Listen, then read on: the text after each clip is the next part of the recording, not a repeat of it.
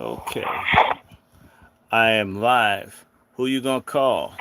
Angry Black Men's Book Club Forum presents the one and only wonderful, creative, and thinking, outstanding Ray Fauntroy. The brother is here with us in studio by the phone. Real talk. How is everybody? How are you? How is everybody? I'm back, and let me see. Oh yeah, this is popping. I'm gonna get in the studio. Let me grab some water, and I'll be right with it. Ray, just 1 second.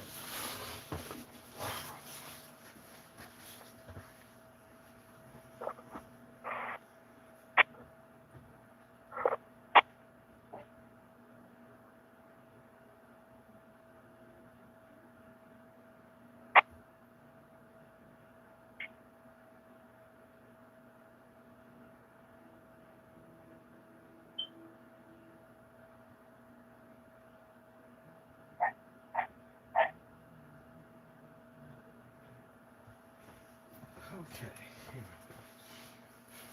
just really just explode. Hello, hello, hello. How? Hey, let's jump it back in business. All right. Who you gonna call? Coon Busters. This is Dr. Randy Short. It is 9:33 p.m. It is Tuesday, the 19th of January, 2021, and the inauguration isn't done. This is a special Angry Black Men's Forum, Angry Black Men's Book Club Forum. Yes, we will be doing some reading tonight, but I thought it would be an unusual and incredible treat. We have the only DC native, Reverend Dr. Ray Fauntroy, a musician, a producer, an artist, an activist, a human rights defender, civil rights fighter, entrepreneur, and leader. Uh, he is none other than Ray Fauntroy, who is the younger brother of a Tuskegee Airman and the first black congressman for Washington, D.C., who in turn was the number three man at the Southern Christian Leadership Conference, who worked with the late Reverend Dr. Martin Luther King. Ray Fauntroy is a leader in his own right who often served as a protector, chauffeur, escort, and so forth, and security detail for none other than Reverend Dr. Martin Luther King, and was the president for many years of the Miami-Dade County Southern Christian Leadership Conference. Long before you saw mass incarceration programs to liberate people who were held behind bars, Reverend Dr. Ray Fauntroy was effective in ending two things: the stigmatization of all Haitians as having HIV/AIDS, and second to that, forcing the U.S. government to remove Haitians from being kept in concentration camps where they were brutalized and horribly treated. So I am honored today to have the Reverend Dr. Ray Fauntroy, also very close friends to the beloved chanters and blues and R&B diva Betty Wright. How are you, Brother Ray? Oh, I'm alive and well. I thank God for that. Well, I'm How are glad you're you? alive and well. I'm good. I'm good. I'm warm, and I'm just waiting for either somebody to go to jail or for the administrations to change or for us to have a military dictatorship. And so I'm okay. Uh, I would you would sit, you repeat that? I didn't get all of that. oh, I'm here sitting waiting for either military dictatorship or for there to be a change of administration, but I'm good otherwise. Oh, I And hear you. I understand. and I want to welcome you. You're an honorary coon buster, and this is what we call the Angry Black Men's Book Club. And this is the first forum. I'm going to call this Angry Black Men's Book Forum because instead of me reading, I have a phenomenal guest. You are in your eighth decade, so you've been here for a while. You've seen a lot. If you could just quickly let the audience right now, there are, and I told people I'd come right back, there are approximately 20 people that I'm aware of listening, although we're at present on one, two, three, four, five platforms at one time. So there may be more people. Now there are 24 people. Come in the room. This is Ray Fauntroy. If you want to hear some stuff about Betty Wright, if you want to hear some real stories about Reverend Dr. Martin Luther King, if you want to hear about some coons, and he will tell you who's a coon. If you want to know what's going on, join me. This is, I'm going to put his name up here. People don't read the description. You know, I could have just did another program. I could have just ended one and put another up, but I didn't want to do that. I always take the time to write and give a description. This is Reverend Dr. Ray Fauntroy. He is the younger brother of Walter Fauntroy. Walter Fauntroy was one of the most and remains one of the most important black activists of the last 100 years in our community. He's still alive. Ray Fauntroy is a graduate of the famous Dunbar High School. He graduated what? In the 50s? 1957. 1957. Okay. My mother graduated in 1960.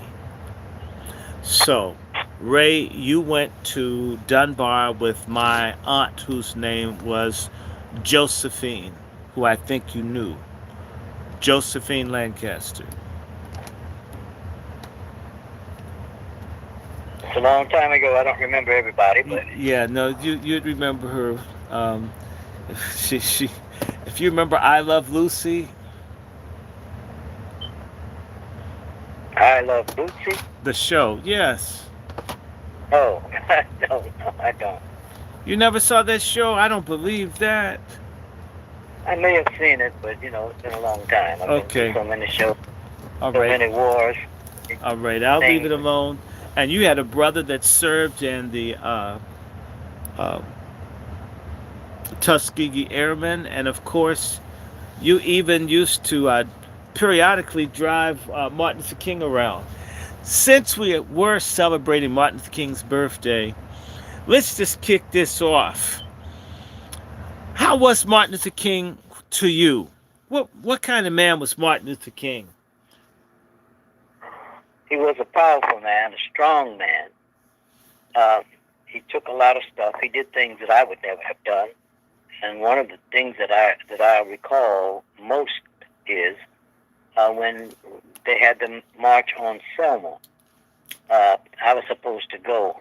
As a matter of fact, my brother assigned me to Dr. King to pick him up at the airport, take him wherever he had to go when he would come to Washington, the White House, the churches, wherever. Okay, And and that's so your brother Walter Edward Fauntroy. absolutely. Um, Okay, and so I had to be very close to Dr. King in that regard. I got an opportunity to be in meetings, and I was a young man, so I didn't. I just took things, and I didn't have anything to say. I just learned, and I learned the ropes through the Southern Christian Leadership Conference. Dr. Martin Luther King Jr., Walter Fauntroy, and many other ministers who put that organization together.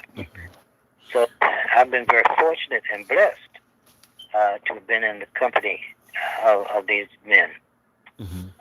And not only that, I have to mention Marvin Gaye and Van McCoy and Donny Hathaway. We were all friends. We all okay. grew So up together. let's stop for a second.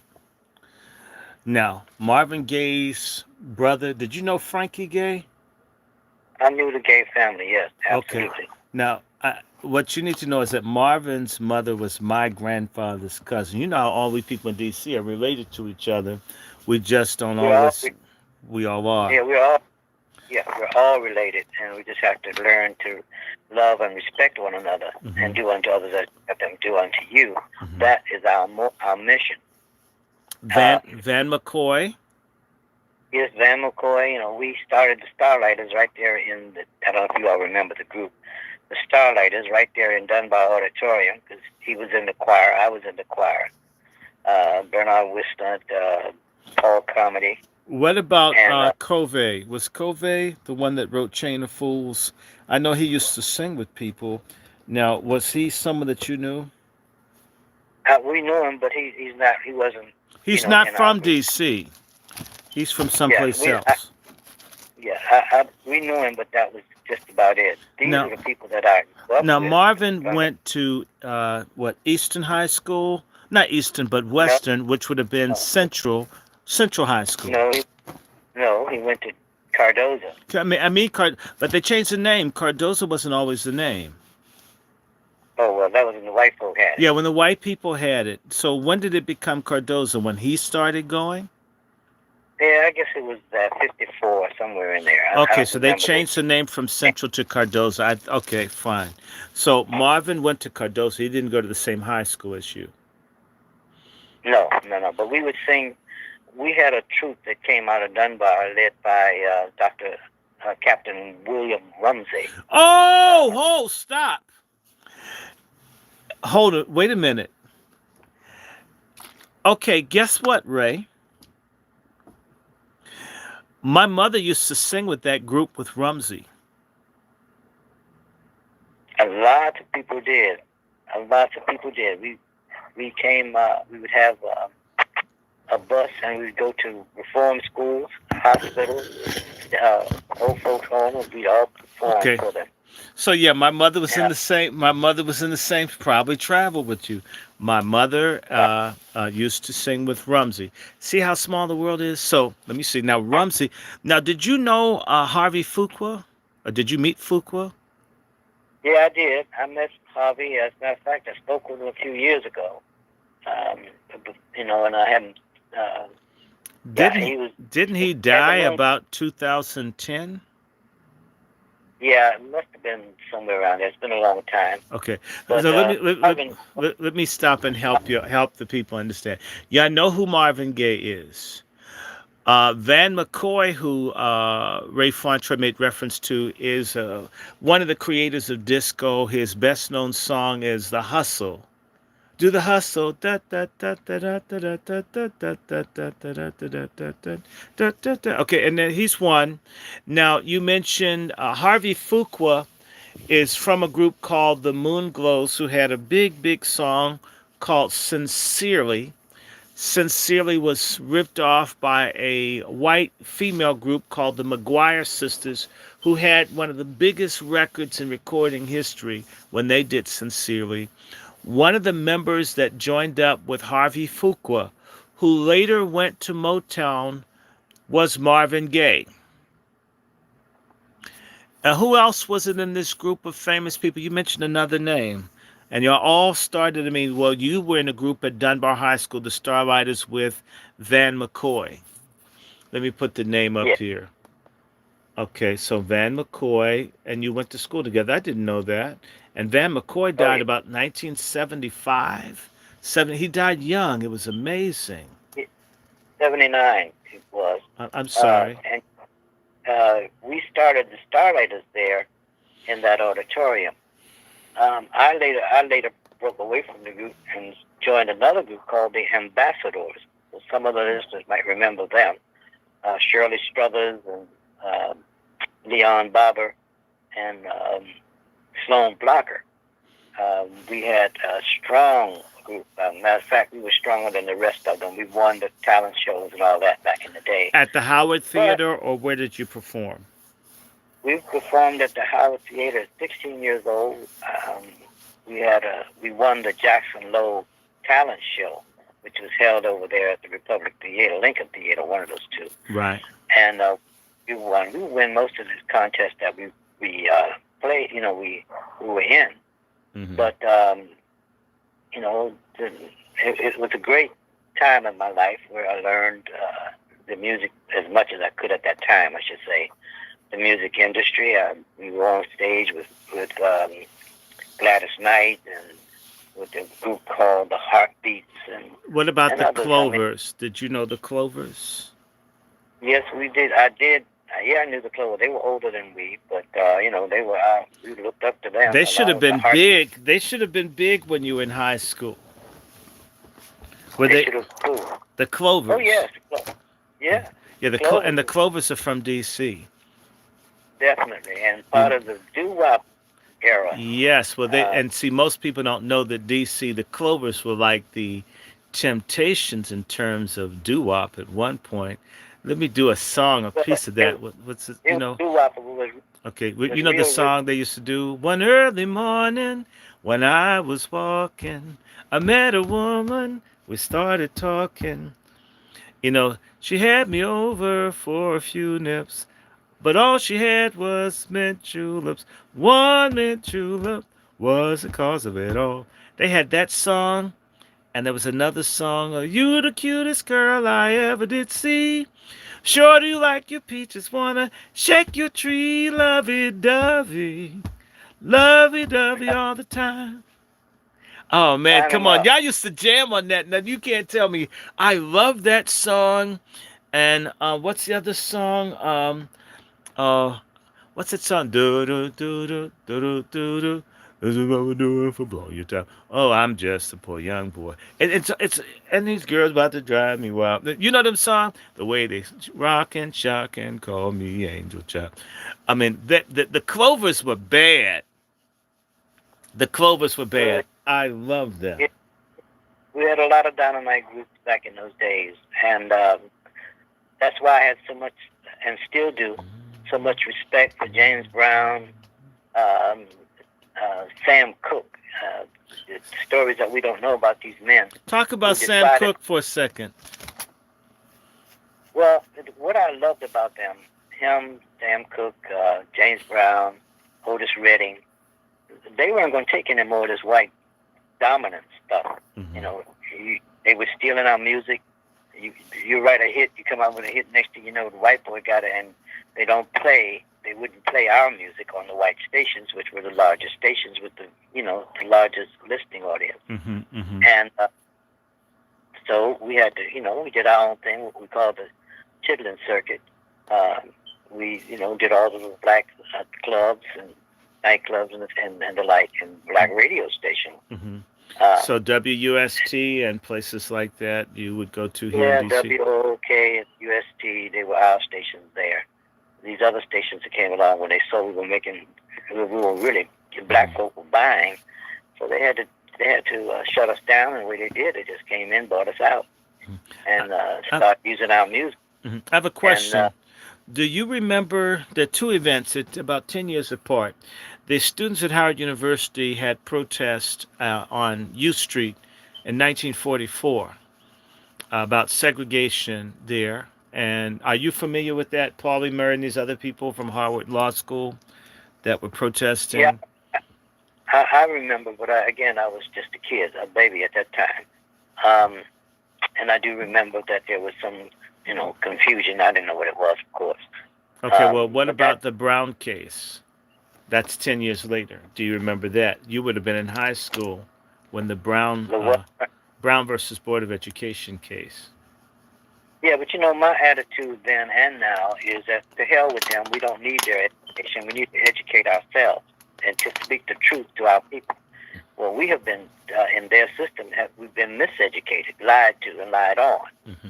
So it's been my attitude that until we take charge of our own communities, our own cities, um, and come together and build what we know we can build, um, we have some great teachers among us.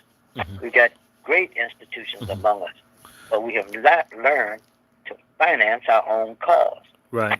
Martin Luther King Jr., the SCLC was built on the backs of black people in churches who gave 10, 15, 25 cents of their money to make sure that this organization grew. And then when it started growing and Dr. King started making some real noise around the world, along came the corporations and the white boys. They came and they bought in, and then they tried to take it over. When he wouldn't go for them, then they killed him. So we know how that works. And I still say today that if we're going to change, if there's going to be a change, it's going to be us that change it. Nobody can do this for us but us. So we've got to wake up, stop playing the game, come together, build what we can build, and defend everything that we have. And I say defend it like everybody else defends what they have and controls what they have. We need to do the same thing. Got a question. I've been calling unity for years now. Well, we're going to have unity. We're going to get it. It's coming. Now, I want to ask you, you were there 3 years after you finished high school. Do you remember the RFK riots? Or 4 years after you finished high school? Yeah, I remember.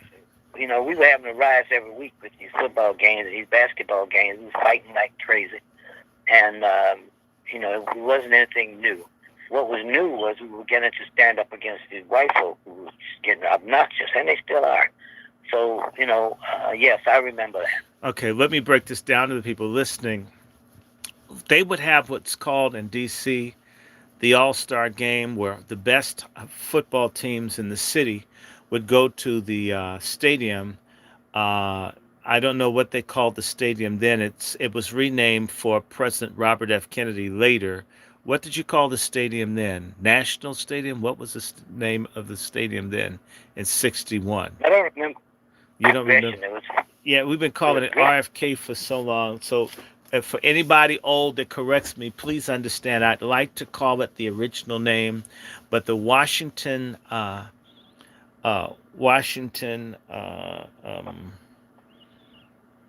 Stadium, the stadium here in Washington, that's the best thing I can say it, which later was called Robert F. Kennedy Stadium, named for the assassinated president. The blacks and whites, the first real black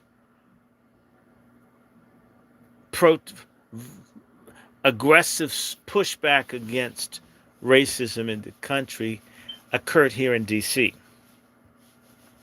And I guess I don't know how the black team did, but the blacks and whites really got into it in the parking lot, and it must have gone in the favor of the young black people beating up the white folks, because after that, people started moving out of the city. Not only that, that changed the city, the nature of the city until recently. It was basically a place where black folks, at least in a certain level, were not going to be treated any old kind of way by anybody. And this is before Watts, it's before other places, before Harlem. The young black folks put it down. They beat up the police, they beat up everybody, and weren't taking it. And it's one of those under-discussed things of the 60s, is that it didn't start in Watts, and it didn't start in Harlem.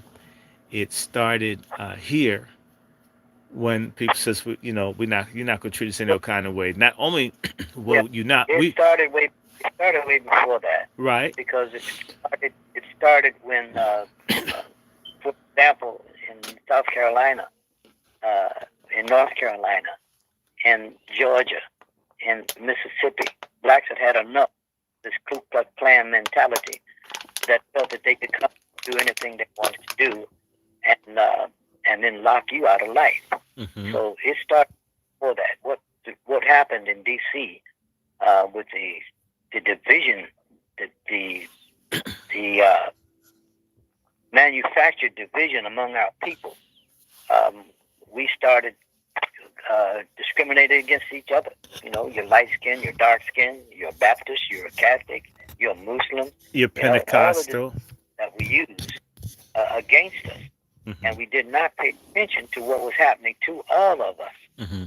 So my position then and now is that we've got to stop. We've got to come together and understand it ain't about none of that religion. It ain't about none of that organizational divisions that they use. Everything they've used to come against us. And I always say, no weapon formed against us will prosper. But it won't prosper if we stand together. Right. If we continue to allow the system to divide us, they will prosper. So they're running everything. They own everything right now, and I have no problem saying it. And until we don't have to argue and fight with people. We just have to turn to each other. We got to put our money in our own communities. You know, um, we've got to build. We've got to take back what they took from us, Mm-hmm. and you take it back by organizing. You take it back by spending your money in your own community with your own people until you can build up an economic base that's going to take care of these young people, that's going to teach them of another way to live. You don't have to sell drugs. You don't have to use drugs. You don't have to rob and steal and kill and come against your own people. There is a better way, and we can do it. All we've got to do is understand and come together and follow the leadership of those who are not trying to stuff their own pockets, but to help all of our people. Now, let me ask you, you know, last year, two people that you knew from long ago past, C.T. Vivian as well as John Lewis. And I think you know that Kalia Clark, Kalia Liddell Lafayette Clark, had a massive heart attack or stroke a few months back. You knew all of them from way back. But Yes. and I'm gonna reach out to Clark later this weekend. Um, you were at a meeting because C.T. Vivian, when we would talk about Martin Luther King, and I talked to Dick Gregory and others about Martin Luther King, but C.T. Vivian brought it to my attention that there was a meeting where Martin Luther King was trying to find a way to make certain that black people had guaranteed income, guaranteed health care, and all of this. Not in 1968, but in 1957. Uh, I was in. you I would was in that meeting. you were in the meeting. So I want to I was in repeat that. to y'all. Martin Luther King wanted us all to get MFM in 1957. Martin Luther King wanted reparations for black people in 1957. Let me say it again. Martin Luther King wanted reparations for black people in 1957. One more time. The Reverend Dr. Martin Luther King, before there was a March on Washington, wanted reparations for black people because of their suffering. If you haven't been told that, you've been lied to about who Martin Luther King is. Uh, Reverend Dr. Ray Fauntroy, can you repeat? Dr. King was talking about health care and making remedies for black people having been enslaved. Am I correct?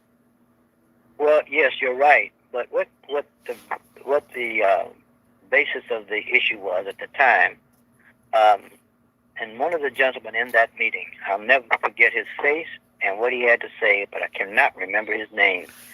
He said, "Dr. King, this is an economic war." He said, "We have to build an economic base." And he was absolutely right. He was an accountant. I don't remember his name. I see his face now. And I was very young. I mean, I was just out of high school, and I didn't know a lot of this, but I knew truth. And what he wanted to do, and what Dr. King did start after that, was what was called the Operation Breadbasket. And the Operation Breadbasket was to take back our economic power. And we do that by opening the corner stores and stop carrying your money to these people who carry your money out of your community and don't even want you in the store, but they'll take your money. So what Dr. King was attempting to do then, and was sabotage from within the organization. Can you say who sabotaged it? Well, it's hard to say who.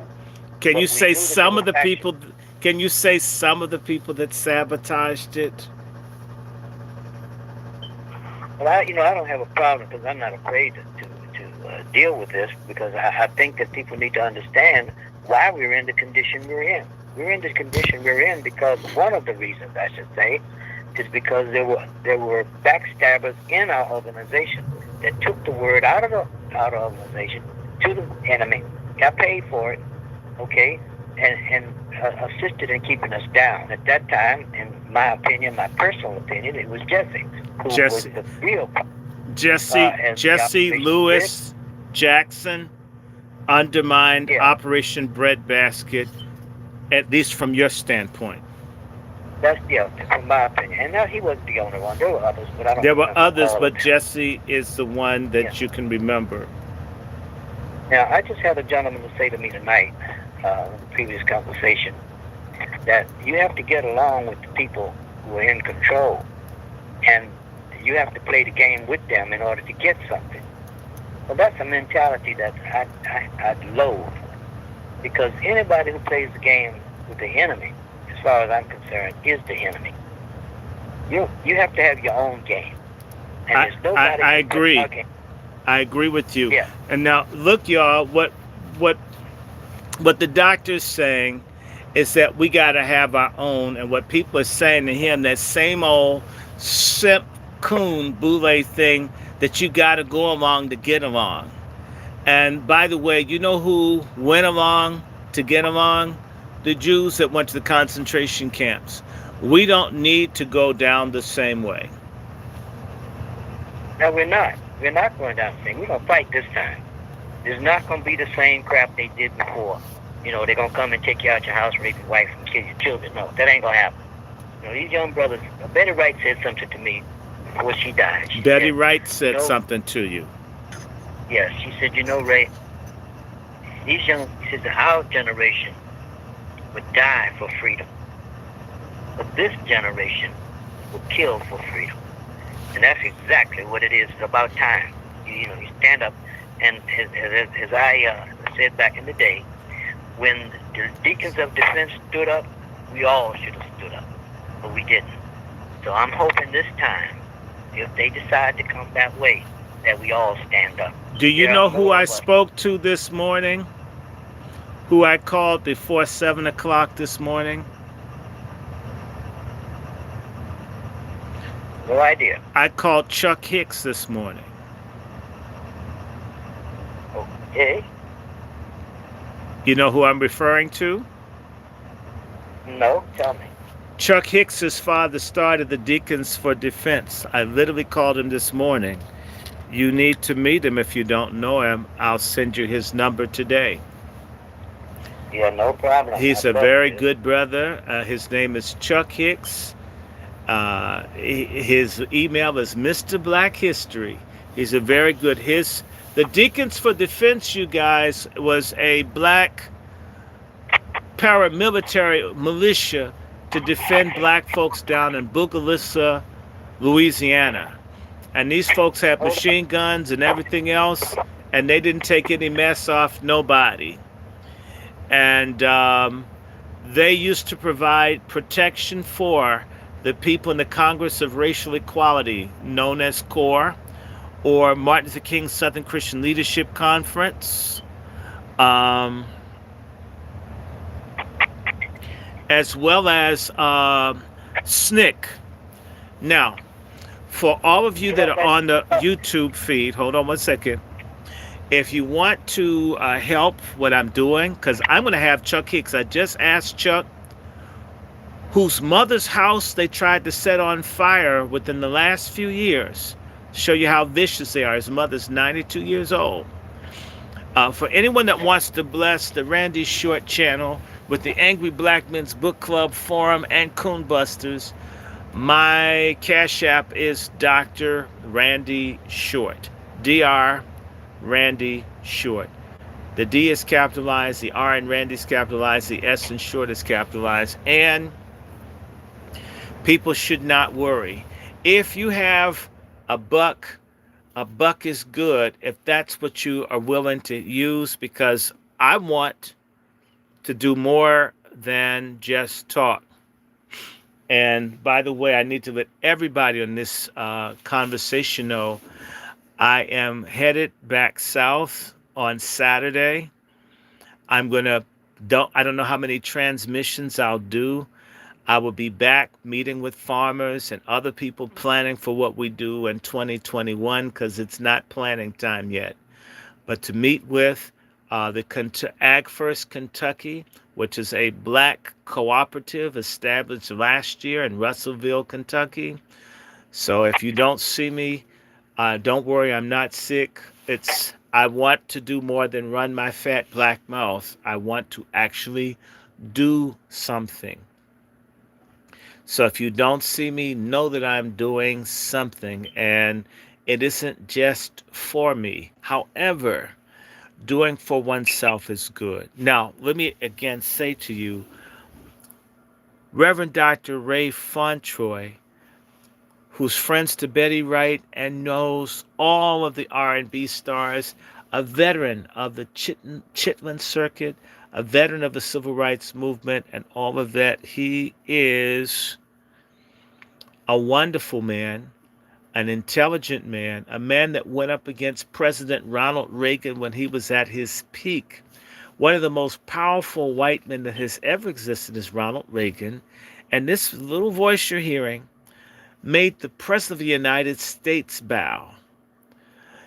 This is why I'm so critical of Coons. We have greatness running all through us, whether we recognize it or not. I have seen small or ordinary people stand up to the greatest nation in the world and make it deliver if they had a few people helping them. We don't need everybody, but we need some unity and we need people that are committed. And everybody can play a role in helping us turn Black America around. Everybody can do something. I would I will encourage all of you, whether COVID stays or goes, to avoid any organization or institution that does not take an active role. In particular, I'm making reference to Negro preachers and Negro churches that simply want you to fund them and they demobilize and disorganize people where all your activity is concentrated within the four walls of some cathedral to a Negro that's not even trying to live the Bible that they preach out of, or Negress, or the whole staff. Find something that you can do that is tangible, that is concrete, that will help other people. We can too win. We can too beat. We are capable many times over of winning. Winning is a mindset. By the way, I want to say to you, when one of the lessons that Dr. Fauntroy is saying that we have to support one another, those of you that support me, I'm glad you do. I have not financialized my YouTube channel.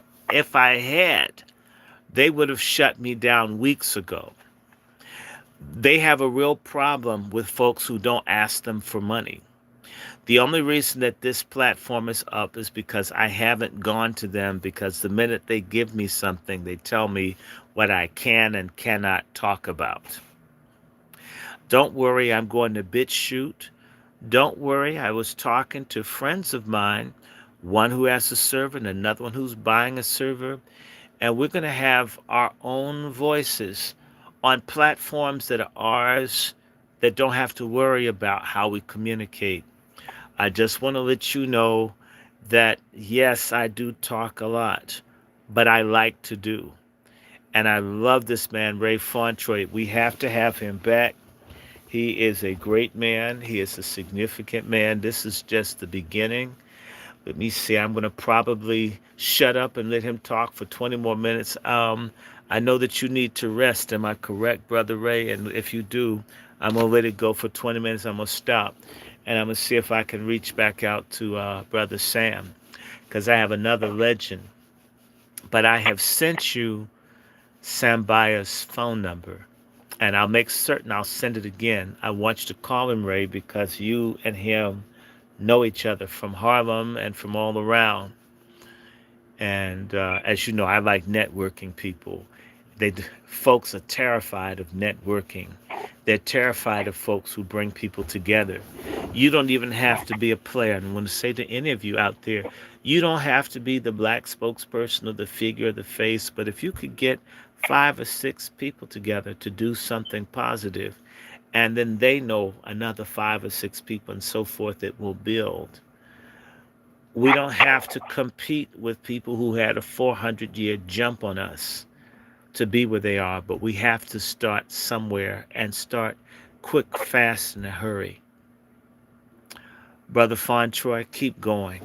I'm so you can talk about Martin Luther King, you can talk about Miami, you can talk about Mandela, you can talk about crooked black leadership, you can talk about the Nation of Islam, whatever it is you want to talk about. Go for it. I'm listening, and you have 100 people listening right at this moment. Well, first, I'd like to just thank you for inviting me, calling me to be a part of this. And I appreciate what you're doing, and I'm in support of what you do. Um, and my message to our people today is if we don't come together and support our own cause and build our own nation and step away from these demons who are taking everything from us and in the process of um, ruling the world is what they're attempting to do. But the earth is the Lord's and the fullness thereof. That means me and you as well. And with that belief, I don't worry about whatever somebody else is doing. What I'm concerned about is how we get through and how will our children get through this out and out attack on God's people. Mm-hmm. And to talk about Miami, for an example, Dick Gregory and I have been very good friends since the 60s. Of course, you know that, Randy, but they may not. And he would come down here in Miami and spend a couple of weeks with me. And one of the things, after I did the Haitian battle, which was what it was, the fight, we got our Haitian brothers out of home detention center, which was a concentration camp. And we got them, into the community. Mm-hmm. And let them back a little bit. When I first moved here, I witnessed the Haitians being brought in off the beach in chains. In chains. In chains, with ankle chains, all of that. So this is in 1980. That was 1980, and I couldn't believe my eyes. That's what. Not 1860, but 1980. They were chaining up the black people. Yes, absolutely. And it was nobody was standing up. Nobody said a word from the black community. And I couldn't understand that. I really, to the day, I don't understand how a community of people could allow people that look like us to go through that and nobody say anything or do anything about it. Mm-hmm. So I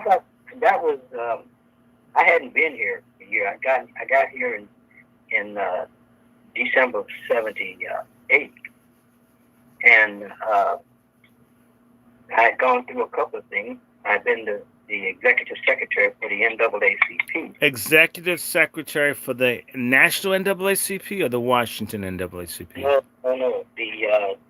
The Miami, Florida, Dade County. Okay, so you were national secretary for the Miami-Dade County NAACP. Not national, the local. I said it, Miami-Dade. I got you. South Florida. Right. And I could not understand why nobody was saying or doing anything. So a couple of things happened, and relative to black people, and I just decided to do something about it. Not understanding that I'm a newcomer to this area, and I didn't know then what I know now. The problem then and is now that we will not come together, have not come together, and we're still losing all of the things that we have fought and died for. Mm-hmm. Not only here in I can't. County, You need to adjust your mic a little so we can hear you. You're moving, so we're not hearing you. Yeah, okay. I apologize for that. Not only here in Dade County, Florida, were we not standing up for, together on the issues that have directly affected us, but we weren't doing anything.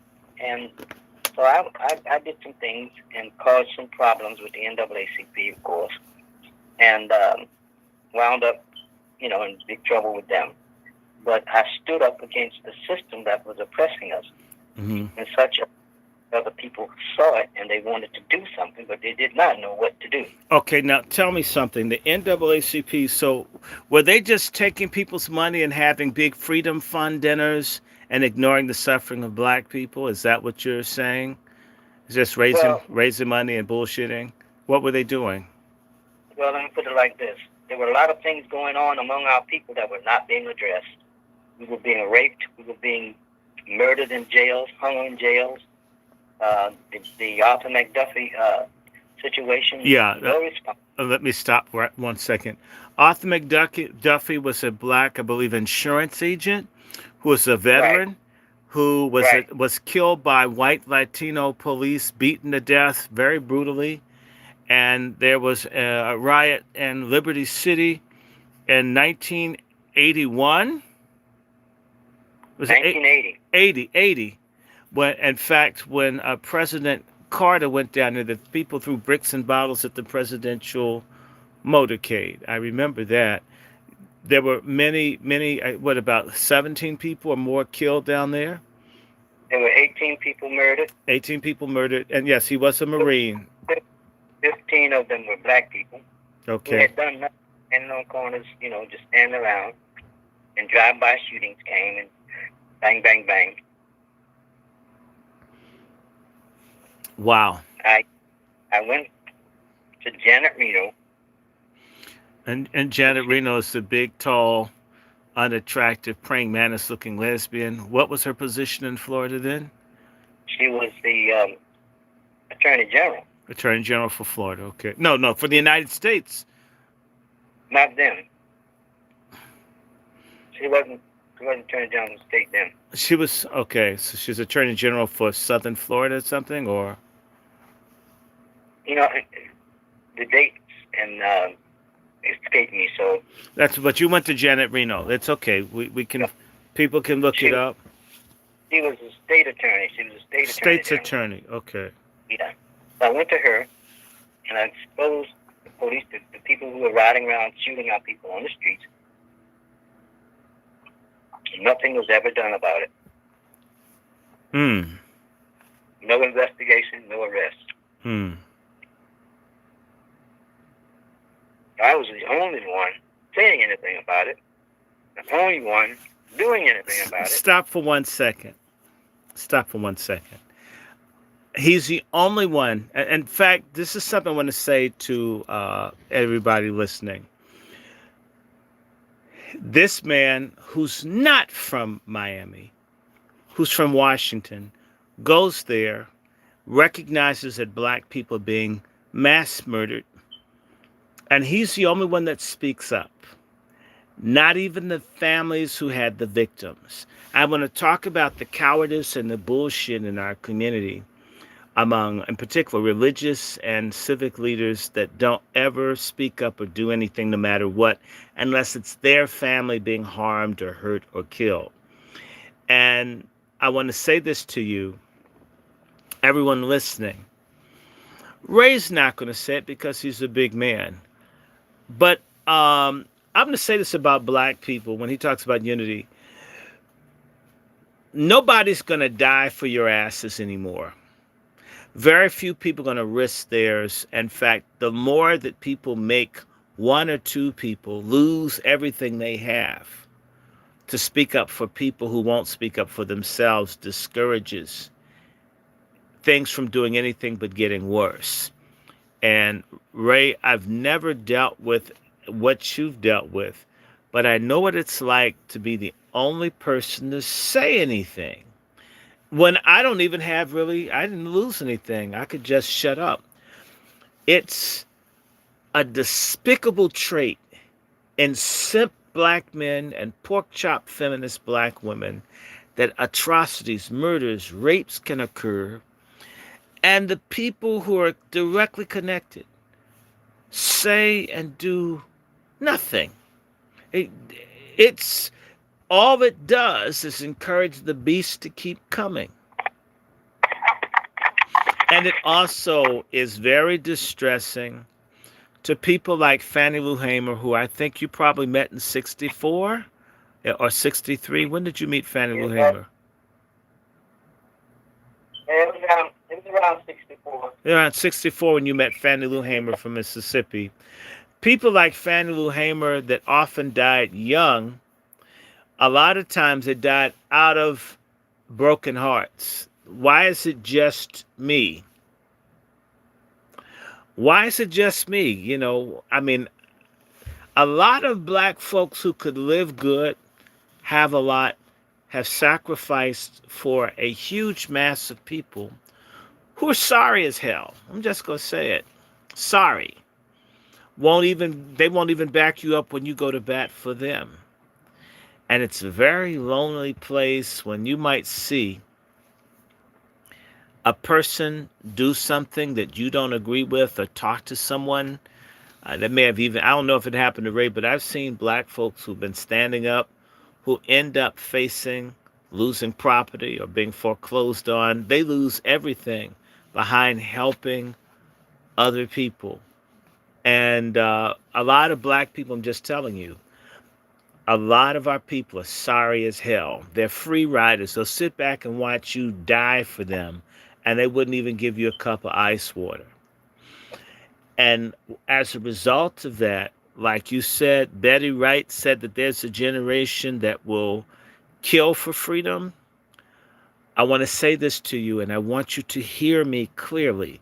I do not advocate, and I'm not suggesting any kind of violence towards anyone except to protect your body and your home.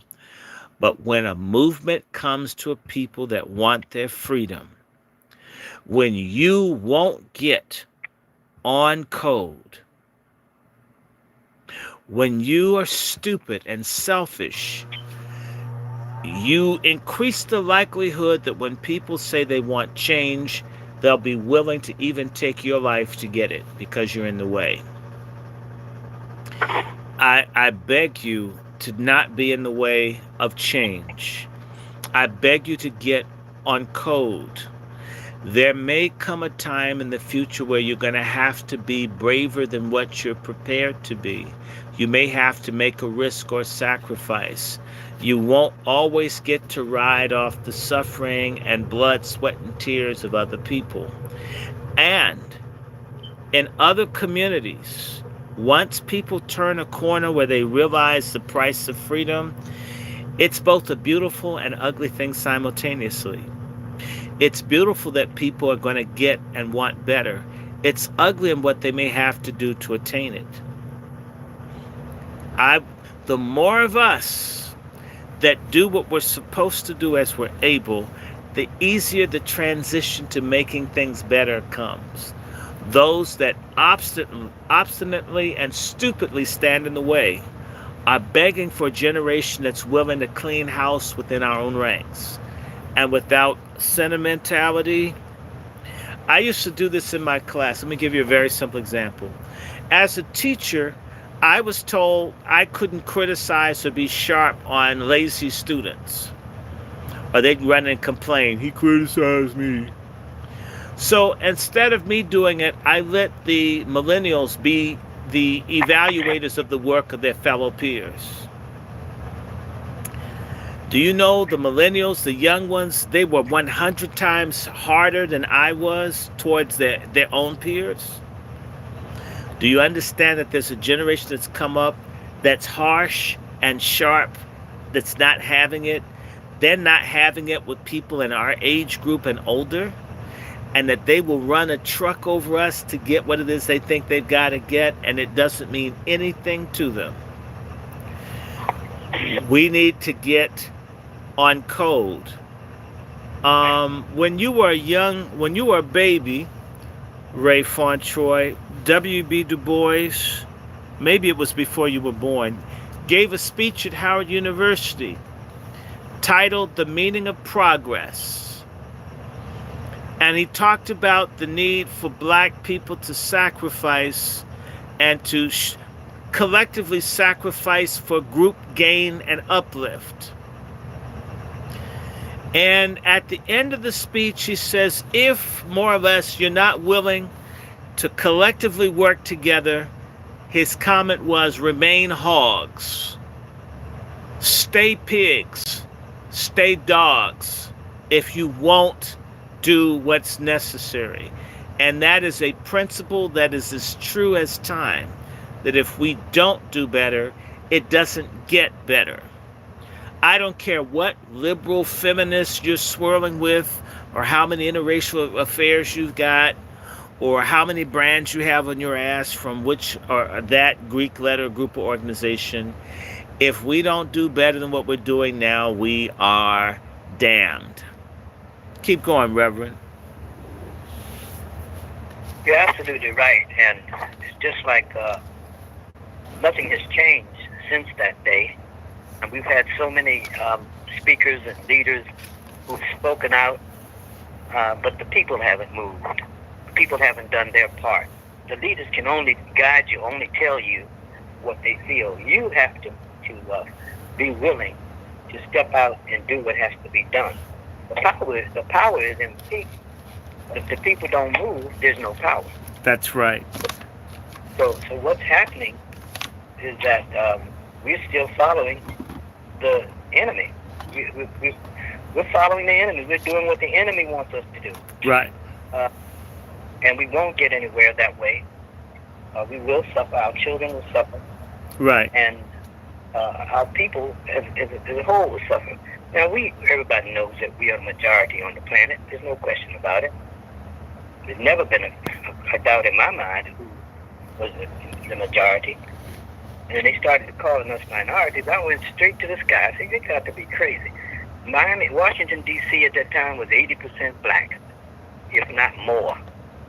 Okay? And all the white folk lived outside of Washington, but they ran the government with the mayors and the commission, and that didn't make any sense. I was a member of the Young Democrats at that time. And as a matter of fact, I became president of the Young Democrats. But I didn't like it. I didn't like the politics. That's what they were to me then and are now. So I said to the people, they wanted me to run for the commission, the council there. I wouldn't do it. And I thank God for that, because I refuse to be caught up in a system that has done nothing but oppress us, our people. From the time they came and took over, they came in time, found us here in peace, living together. Mm-hmm.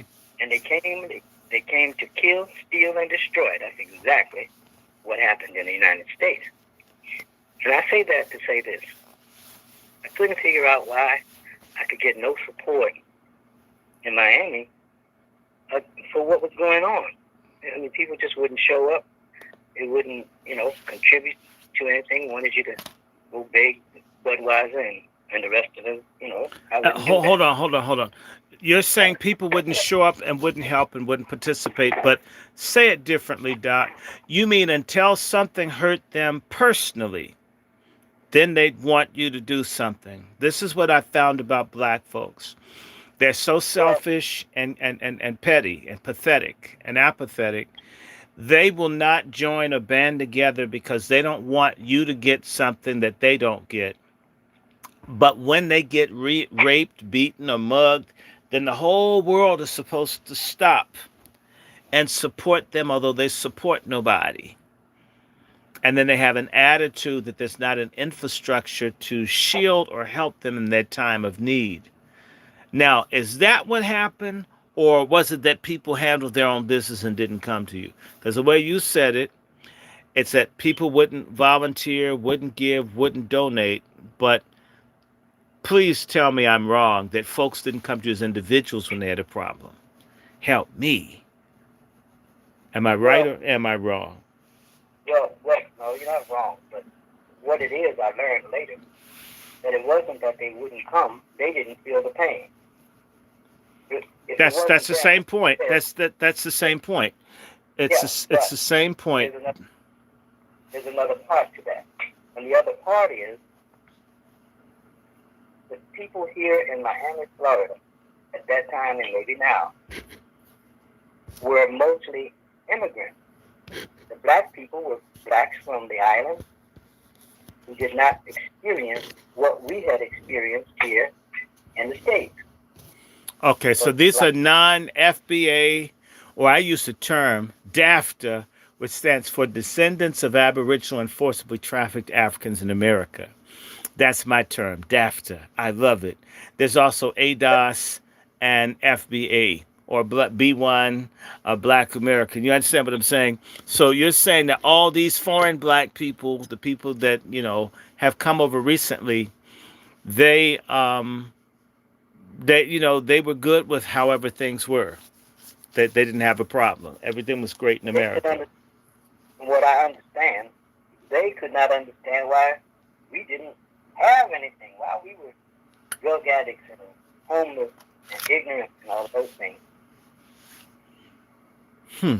So they like the brother said to me tonight, we're just going to get to where the money is. Okay. Now, I've got a question regarding Huey Newton. Did you ever meet the Panthers? I know they had a small chapter here in D.C. Of course, I met some of it. I never met Huey Newton.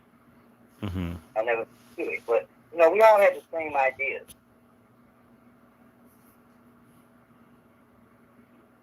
It was the approach. How do you achieve this? I didn't think that we need to carry our guns openly. I agree. In fact, what do you think of that group? They were down in Florida, the Not Fucking Around Coalition, the guys that show their guns up everywhere and got on all the tactical gear, so they used some of their stimulus money to look like they were all decked out for war. Did you see them? That's just another game being played on us. Those guys are all paid for, bought and paid for. Okay, hold on. You're saying that the Not Fucking Around Coalition is bought and paid for? In my opinion, yes. What you would don't dress, what you would don't dress you don't dress in military outfits and have all these weapons and march up and down the street if you're serious about causing change. That is not going to change. That's not going to change anything. What that's going to do is get a lot of people murdered. Yes, sir. That's what that's going to do. So you feel that the Not Fucking Around Coalition, showing the guns and running around in military gear, it basically empowers people who hate the very people that they say they want to help. Is that's what you see? This is a spiritual warfare. We wrestle not against flesh and blood. And anytime you're going to use their methods to achieve what you think you're going to get, then you're going to fall into their trap. They've got more weapons, of course. They got more anger. They've got more evil. They're murderers. They're killers. So we're smarter than that, and we're smarter than all of the things that they do. We can solve these problems, but we don't attempt to solve the problem. We are trying to get some money from the people who caused the problem. Okay? Dr. King had it right. Stop buying where you're not wanted. Stop going into these places and spending your money. Okay? What I did when that happened, I tried to get us organized down here so that we could understand one thing. We don't own anything in our communities. They have killed every black business that existed here. Came back and want to give you a loan for not enough money to do whatever it is you're trying to do, and then cause you to fail. So I said, okay, let's start with the gasoline industry. And I asked, we found there were 7 black-owned, no, it wasn't 7, anyway, there were some black-owned gasoline stations. So we printed up flyers. I printed up flyers because we couldn't get help from the community. And I distributed those flyers everywhere I could to say, if you're going to buy gas, buy it from this station. This is a black-owned station. Buy it from them. The black businessmen here would not support that. Right. So if we all buy gas, and we all do, and if we all bought our gas from black-owned stations, don't you think we'd have some more black-owned stations somewhere and running them? As it stands right now today, we don't have maybe 1 or 2 if we got those. And all of the clerks and the workers in these stations are foreigners who just got here. They can come here and get a job right away, but you can't. That's correct. You can That's come correct. to SBA, you can't. banks will finance them, but they won't finance you. So we got to take a message from that and understand. Okay, no problem. We're gonna put our own money in our own bank. We're gonna finance our own businesses. We're gonna spend our money where we own. That's very simple. That's a very simple Mm-hmm. answer. Well, what you gonna do when the police show up? Well, the police are criminals. You gotta call it like it is. They support a criminal organization that's running this country. Okay, and we got to understand that that's what's going on. It's about the money, and they don't care about the people. And that's not just black people, y'all. That's all people. They don't care as long as there's money. And the white boys are beginning to find that out. That's what you saw last week. They're tired too, but they don't know how to handle it. You know, it's not a racial issue. It's not black versus white is wrong versus right. Every brother ain't a brother. Every white man ain't your enemy. But you got to come together and understand that we have a common problem and there's a common solution, but we cannot do it alone. Right. Randy can't do it by himself. I can't do it by I myself. certainly can't do it by myself. I have a comment from Mark Jones. He said that in New York City, the black immigrants have destroyed unity among the foundational black Americans. Someone at 400 Year org, they're saying in Florida that the foreigners have destroyed that. And I absolutely, oh, you're ADOS in the Bay Area. Okay. All I can say to you is that I am not anti.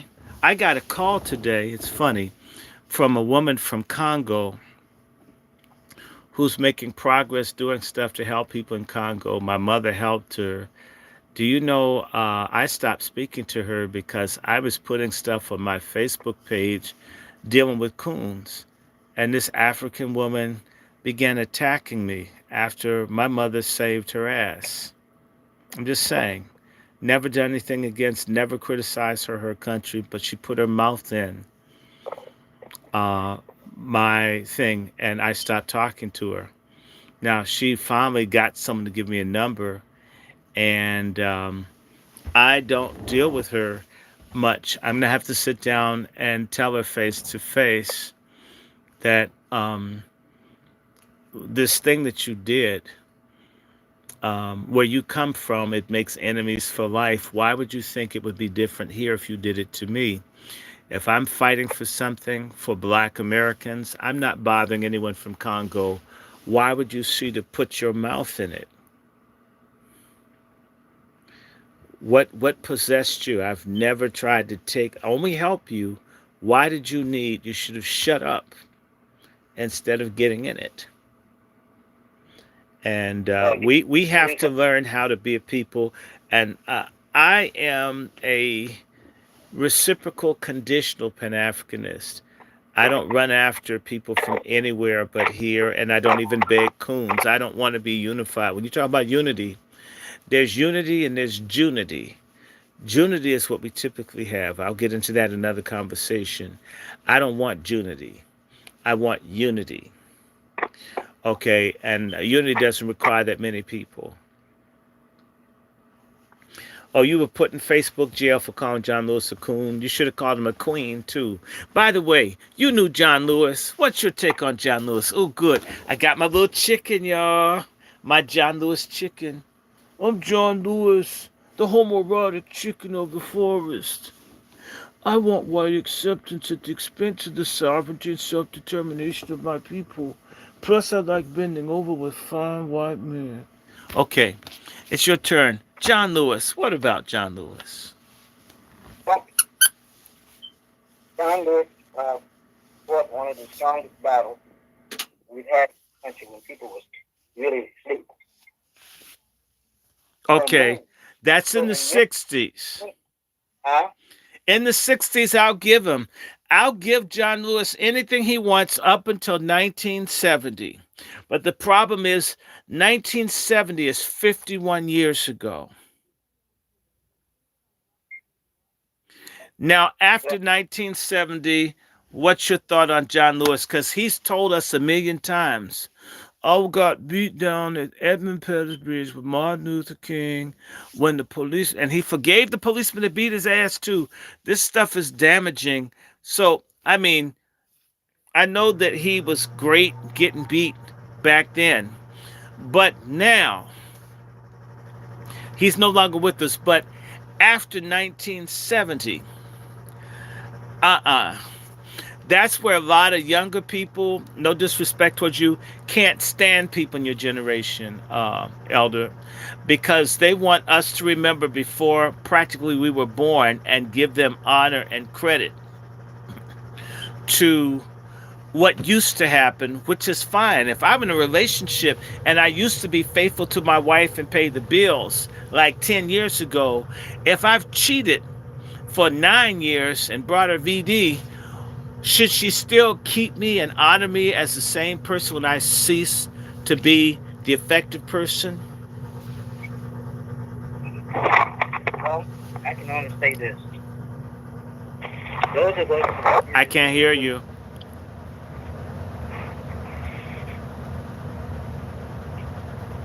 those of us who were serious in the civil rights movement in this country, Your voice is those of us, really low. let me try it again. Is that better? Yes. Okay. Those of us who were serious in the civil rights movement in this country, those of us who stuck with it, have suffered some of the most vicious attacks on ourselves and our families, and it's been a well-kept secret because the blame has always been put on those who are doing the battle, and we have not understood yet how we need to come together, finance our own cause, and back up whoever we select to lead us. Mm-hmm. And we haven't done that. I don't know what John Lewis went through after being beat up, knocked in the head, put in jail, or whatever else happened to him there. We don't know. But the point is, he took a stand, and we don't need to let that go. We don't need to, attack that. We'll agree to agree and disagree. Nobody dismisses what used to be. Where we have a problem and why the older generation's about to get purged by the younger black people is that people are not being honest about the fundamentals. When John Lewis can be silent about black children being trafficked in Georgia, but is talking about these immigrant kids, or I'm sorry, these illegals in these jails in Texas, I'm sorry.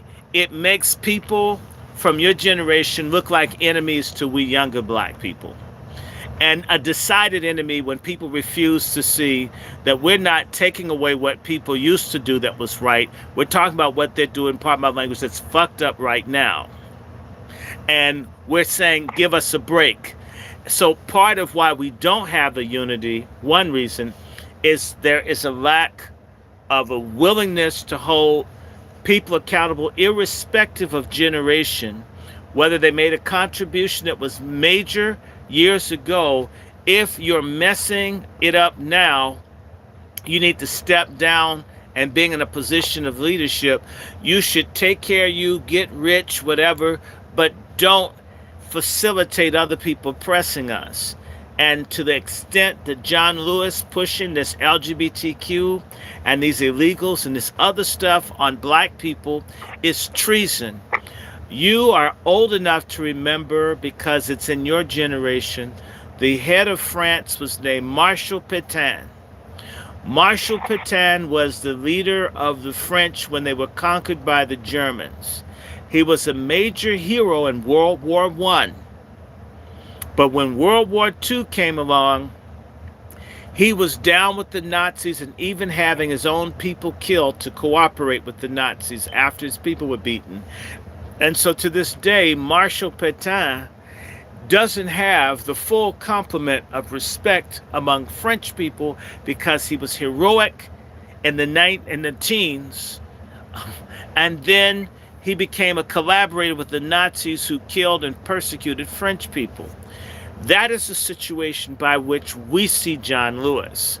For the older black people to refuse to see it, that's a disconnect. We get Edmund Pettus Bridge. We get the Montgomery bus. No, he wasn't there. We get the Freedom Rides. We see all the beatings. Yeah, we give that. Honor to that. But right now, okay, when Cynthia McKinney needed help from John Lewis and other things, this man, when black people were being murdered in Libya, he supported that. In Haiti, he supported that. Don't tell me about 1965. I can be a good person that commits murder in my 80s or in my 70s or 60s. I'm still a killer no matter how good I was long before. Like I wrote, Phil Spector, who just died. Phil Spector's a great producer of music, but he shot that woman in the house. And you can take acts that discount or that basically strip you of your greatness. And this is how a lot of us see John Lewis. okay, I understand that. But let me say this. I wrote a song. It goes like this. Oh boy. Everybody wants to tell your story, but they really don't know the truth. Who can give your testimony? No one like you. Where were you when I went through the storm? And I cried all night long. Get the message? Mm-hmm. We're That hearing that. that We're, that we're, is the we're, base we're of hearing you, what we brother. have We to hear do. that. And No yeah, but disrespect. let People me are give you acting my like take. we're insensitive based on this is a problem. I'm going to just tell you. And it's something that younger black people hate about older black people, and y'all refuse to hear us.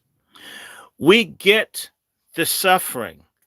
But the Okay, hold same, up, but hold up, hold up, hold on, hold up. hold You it. can't get You away with said this you one. Hold up. hold it. No, no, no. Huey Hold up, hold Newton, up, hold up, hold up. Huey Hold on. Newton, and the other people You beat up can't get John you Lewis in the can't get away with '60s. this one. And the reason you can't get away with it is this: John Lewis would not have gone through what he went through had we all stuck together. And many other Walter Fauntroy would not have gone through what he's gone through if we had all stuck together. Mm-hmm. And that includes the young people. And I say to the young people today, God chose the old because we know the way. He Mm. chose the young because you are strong.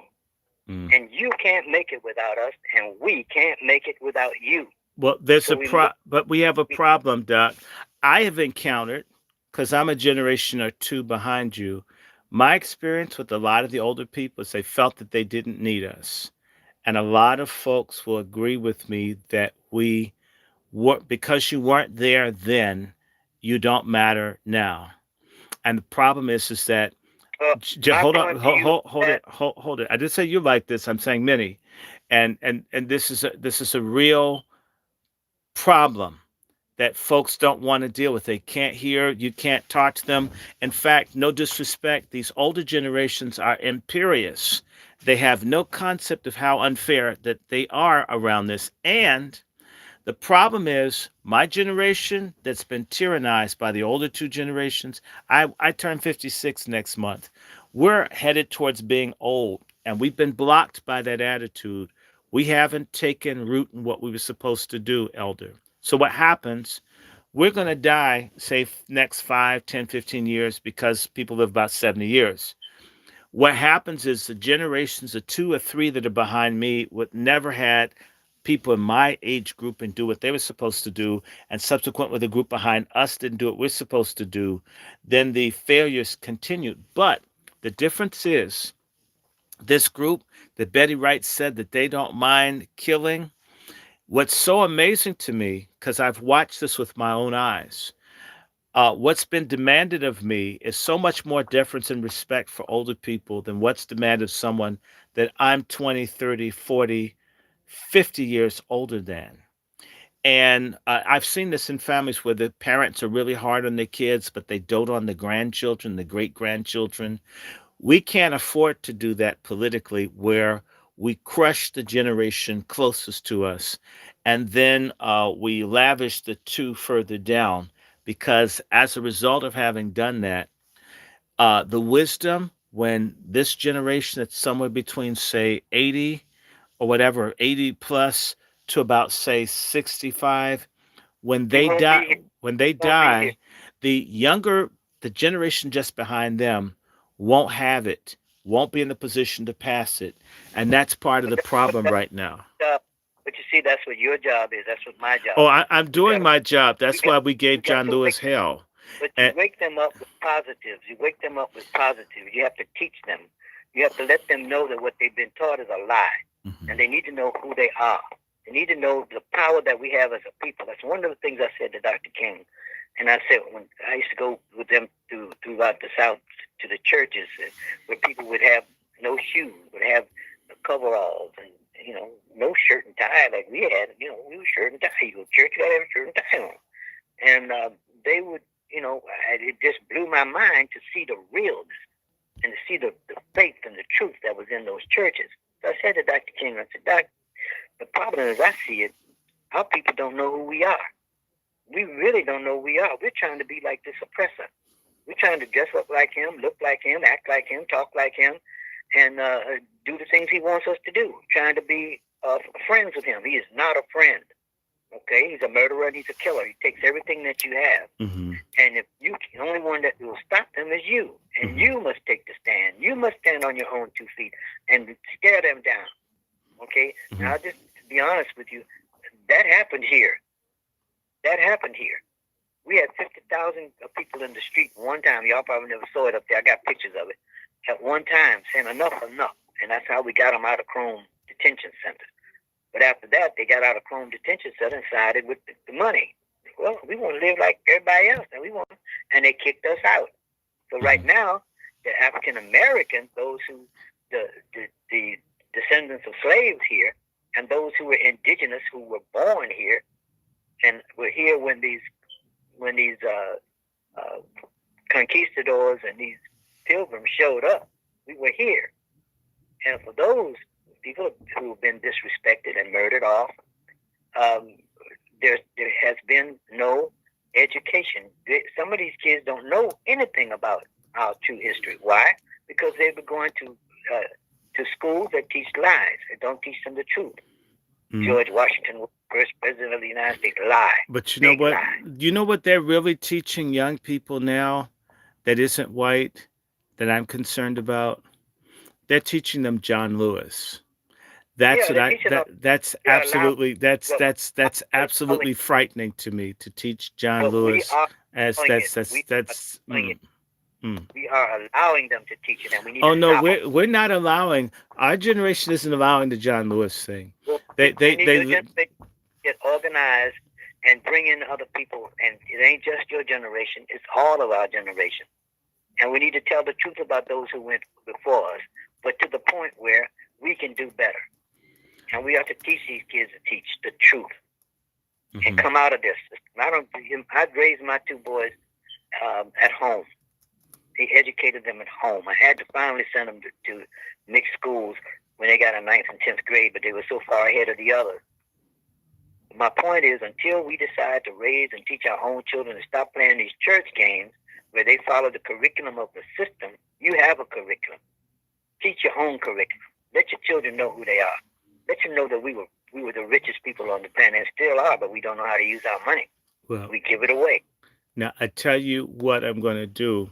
We absolutely need to do this often, if you would be so kind. I didn't want to hold you too long because I know that you are dealing with something there domestically, and I don't want you to endure. You're welcome to come back. We need to work with you on just putting this out here, and I want to see if I can get you with some buyer. Let me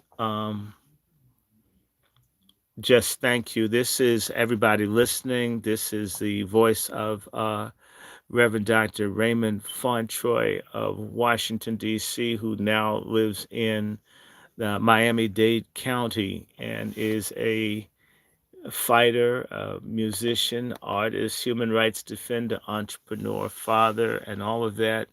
And you'll see and hear from him again. I'm certain if you Google, you will find he's a frequent guest on radio and so forth for many, many years. One of the most important things is he was the leader of the black community in Southern Florida when they had leadership. Um, so I want to stop here for a second. We've been at this for just about an hour and a half. I know I want to honor him because he needs to rest.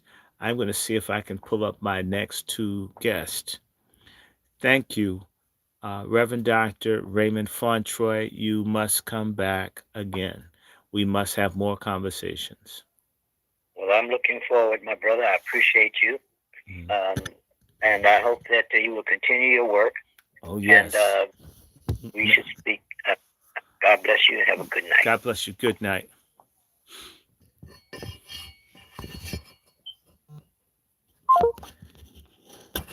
Thank you, Coon Busters. You know my elders. I love my elders. I love my elders, but Lord Jesus, I'll tell you. Hold on one second. I'm going to see. How would y'all like? I have another.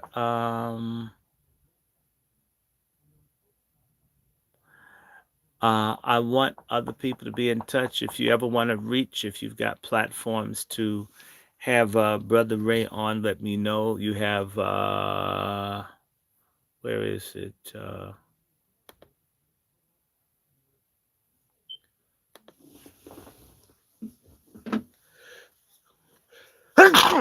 Whew. Mm, wow. Okay.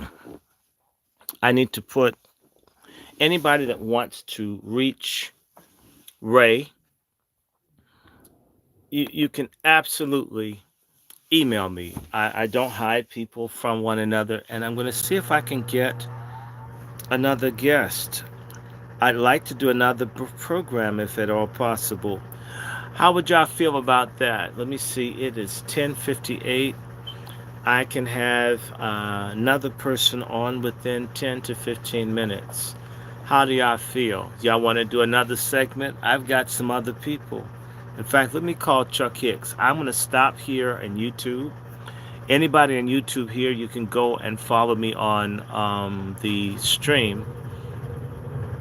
You can follow me on the stream. I'm going to close this YouTube here. There's just 28 here, 106 on the StreamYard, and I'm going to do some more. Let me close this one here.